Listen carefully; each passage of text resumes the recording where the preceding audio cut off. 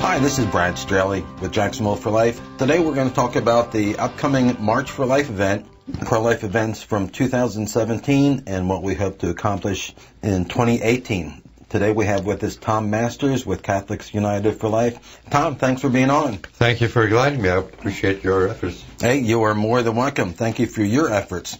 If it wasn't for you, we wouldn't be sitting here, but that's a story for a different time. The March for Life, what does that exactly mean and entail for us?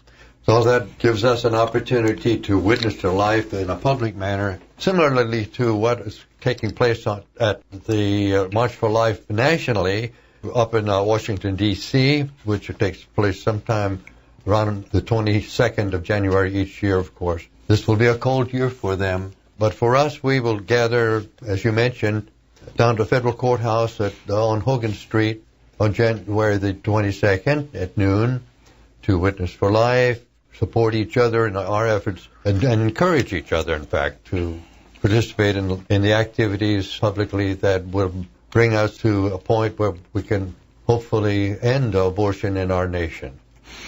Now, abortion's been legal here since 1973. Why is this important? Why is it relevant? Why do the event? It's quite simply the fact that the abortion industry is still pursuing the killing of the unborn and of sacrificing human life to the cause of devastation more than anything else. That our country has experienced some diminishing of the numbers, as it were, and we don't like to speak in terms of numbers so much as human life. So we hope that in this coming year that we'll have legislation nationally that will curtail and remedy this horrendous problem, which, of course, as you mentioned, began back in 1973 for the most part with the Roe versus Wade decision of the U.S. Supreme Court. But we continue what we're doing without acknowledgement necessarily in a public fashion, but we hope to bring an end to at least the legalization of abortion. Right. You know, we don't want to talk about numbers because it is lives, and the lives in the United States that's been lost is 59 million unborn babies that abortion has killed. Now, the event, can anyone attend? Oh, of course. And as a matter of fact, that's the most encouraging thing about our Marches for Life, that so many people across the spectrum of our religious beliefs come out and, of course, support the need to end abortion legally here in the United States and to be an example to other nations with regard to this particular issue, this difficult, horrendous issue. Yes, we experience people coming out and encouraging us and being with us from all religious convictions, and some who don't have a formal religion, but of course understand quite particularly the right to life, the sanctity of human life.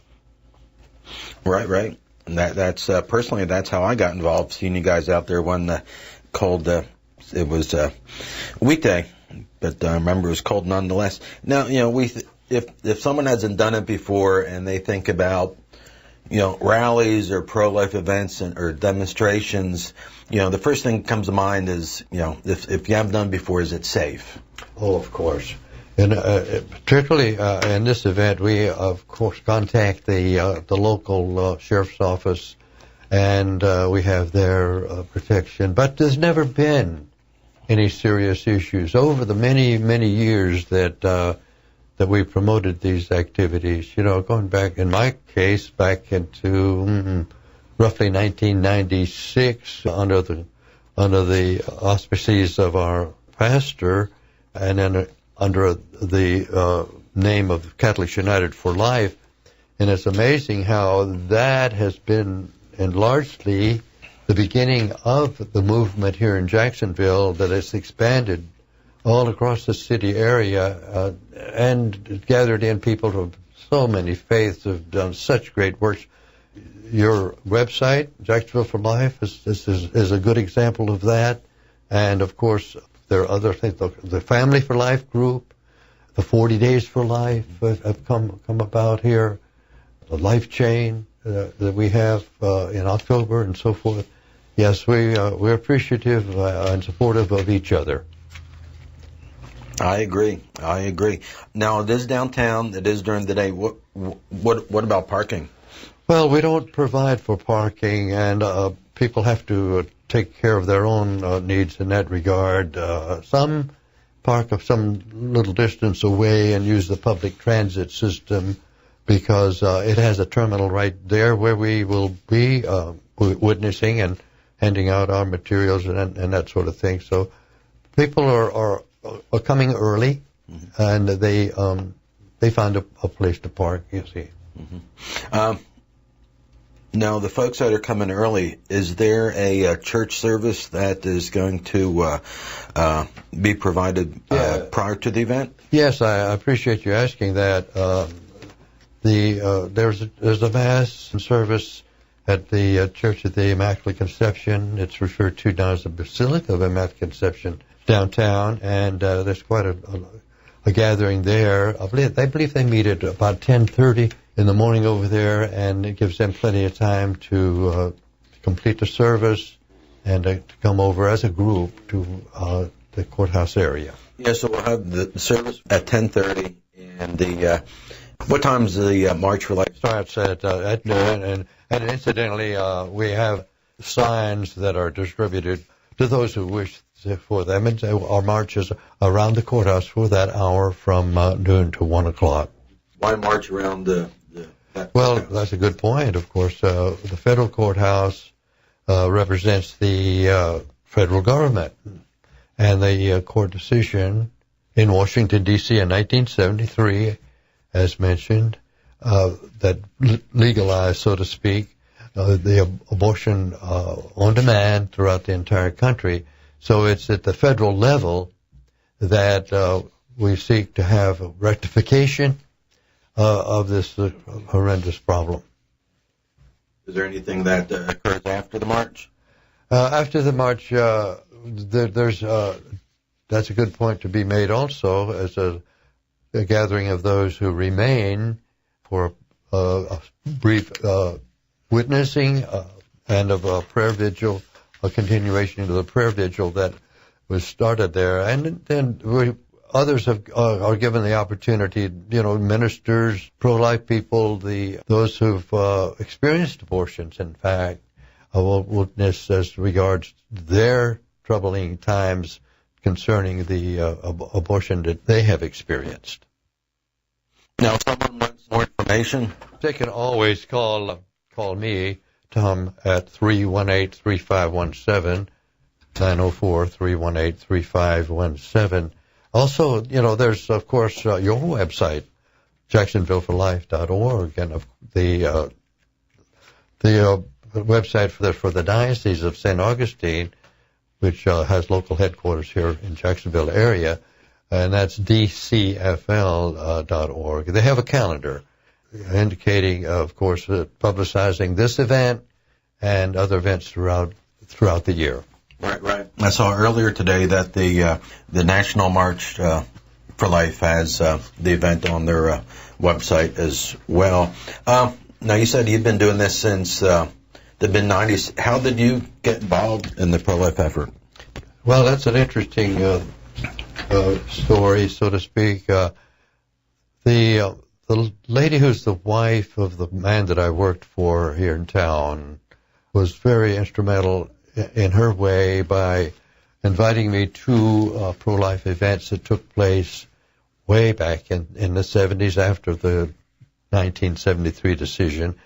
And so I was quite concerned about that, particularly since at that time, of course, I was a father. I've always loved children, but I didn't realize what was afoot concerning the devastation, the killing of the unborn, and its sponsorship by our federal government. But I got more involved around the year 1996 when I was moved into a new home and into a new parish community. The pastor there was very instrumental in bringing to attention publicly the problems that were presented, of course, for the mothers and fathers who are victims, as it were, of abortion. And so I joined their little organization that's within the church, and he led us to participate in this event, and as well as the Life Chain and other events, to give public witness locally to what was happening with regard to the abortion, which became the abortion industry. And so I got more actively involved then as a member of a group called Catholics United for Life. They are organized out of Kentucky, out of New Hope, Kentucky. They provide us with information and materials and that sort of thing. And that was the jump-off point, as it were, for me. And since then, I've been trying to remain faithful to that cause. Great, great. Appreciate you sharing. We are going to take a quick break. We're speaking with Tom Masters about the March for Life, January 22nd, 2018. We'll be right back.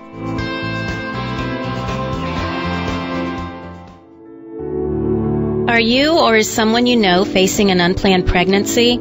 You are not alone. Women's Help Center is here with support and help. All of our services are free and confidential. Call Women's Help Center at 904-398-5143 or go to our website at www.pregnancyjacks.com.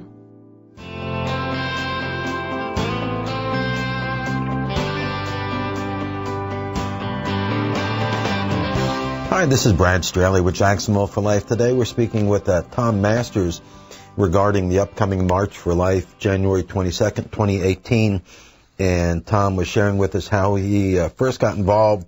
I wanted to follow up, Tom, and ask, how can people either get informed and stay connected with their local pro-life effort?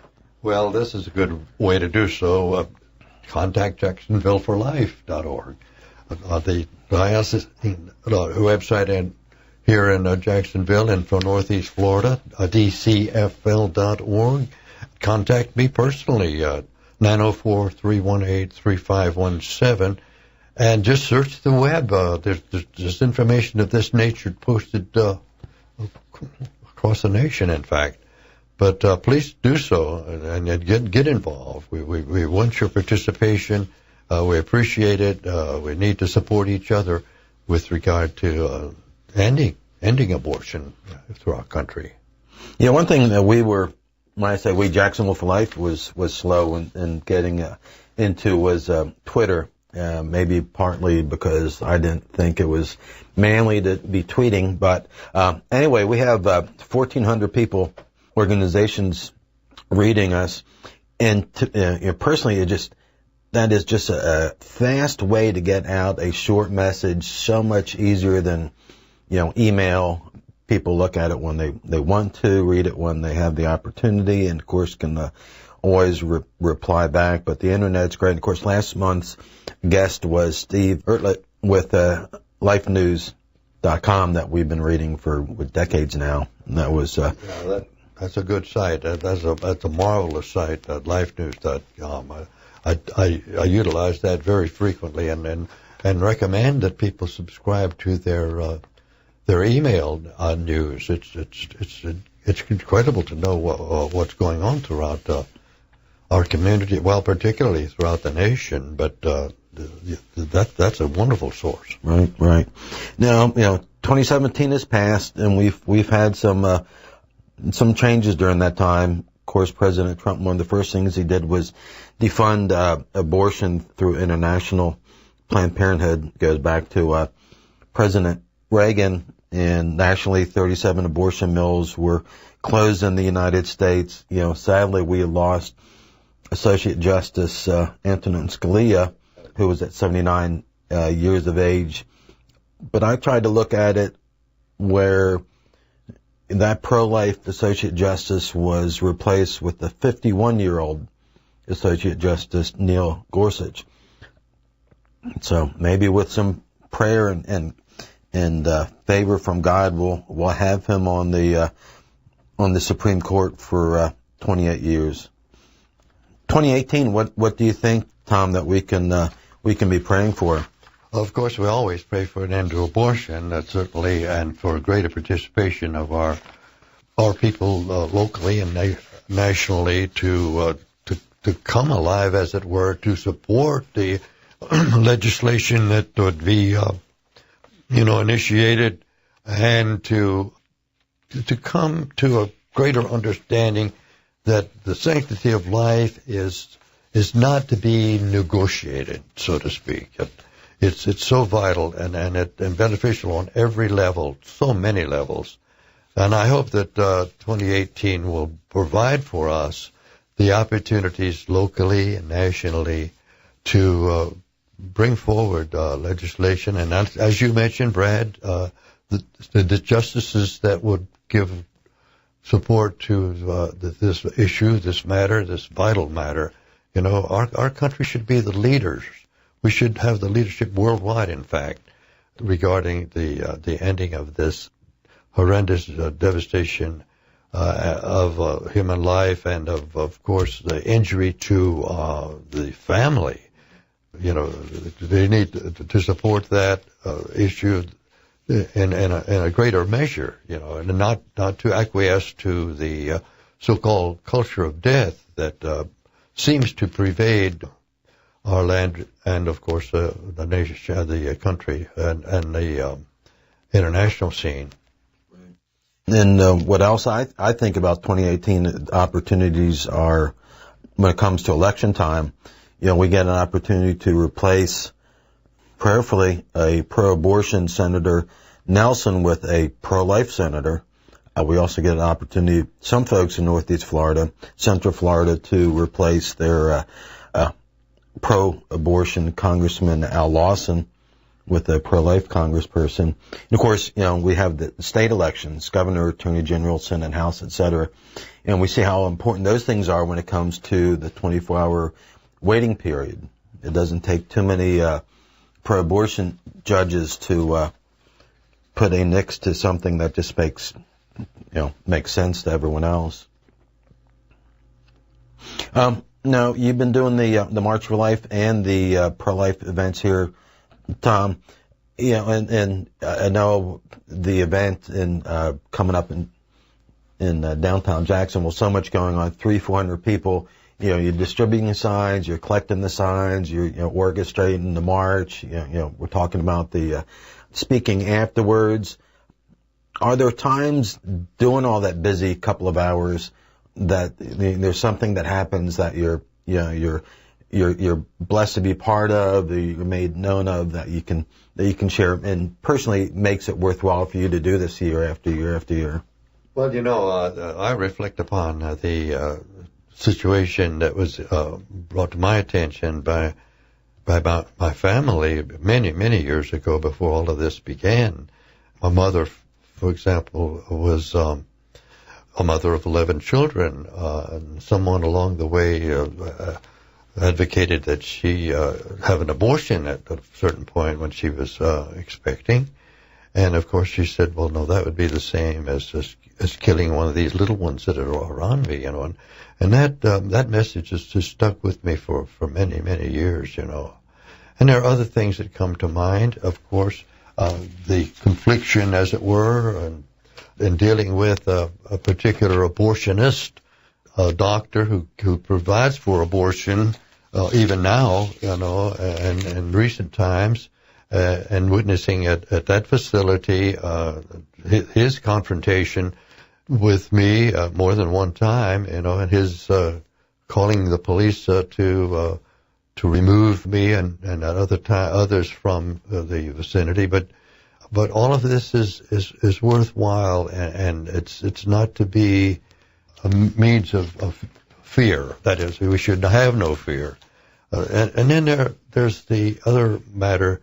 I was recalling of a lady who had been out with us on one of the other events, the 40 Days for Life, in fact, which is also a wonderful annual event here in our community. And she had raised a family and somehow became aware of the 40 Days for Life event, and so we were out witnessing, and the lady did not know did not know what was going on publicly with regard to countering the abortion industry's business, and she was just absolutely taken aback by not having that information and being, as it were, close to her family and all those needs. And it makes me wonder if that's not the case throughout our community and the country, that very, very good people, church-going people and others who are busy with their lives and yet do not know what is happening with regard to the numbers of children that are killed, the injury to the individuals and to the families and to our country. So all of this effort, the March for Life and the other events are designed, as it were, to bring these matters to the attention of others so they can at least deal with them in a prayerful manner. Yeah, well, it is a great opportunity to share, and I know personally for me, it brought me from being only a fiscal conservative to a social conservative years ago.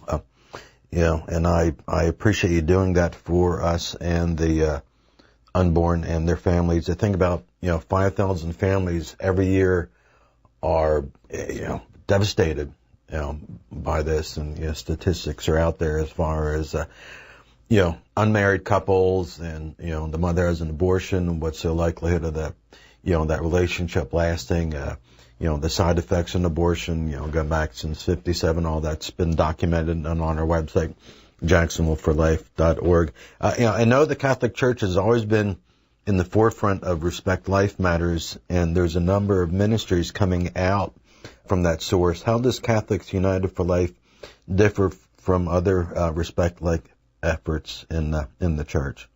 That organization was designed to do a public witness, and in years past was not so strong within our Catholic churches. However, that has changed positively, and particularly in recent years. And so we were faced with a situation in our church where there was a need to make it known publicly that we were to stand up for life. And so just like any other organization, it has grown, it has become strong. That is fantastic. What other activities is the Catholics United for Life in Northeast Florida involved in, Tom? Well, we participate in 40 Days for Life, which is an effort that was started out in Texas, I believe, some years ago. We participate very strongly in that, and also we give support to the local pregnancy centers. I wanted to mention the Women's Help Center, which has done such great work and continues to do so, and is expanding in their efforts to assist the women who and the families who are faced with an unexpected, as it were, pregnancy. But yes, there's other things that are going on that are available to the public through these websites, and particularly Jacksonville For Life and the Diocese of St. Augustine, DCFL. There's materials available too at Heritage House, which can be contacted on the web. And so it is that we promote on an ongoing basis the needs to protect human life. Great. Well, I hate to say, but we are out of time. I want to thank you so much for joining us today and for all you do to continue to promote a culture of life in Northeast Florida. We would like to thank the station for being faithful to his word and this opportunity to share the pro-life message. And thank you for listening today. More information about local pro-life efforts, please visit us at JacksonvilleForLife.org. Follow us on Facebook and Twitter. And until next time, do something, save babies in Jacksonville.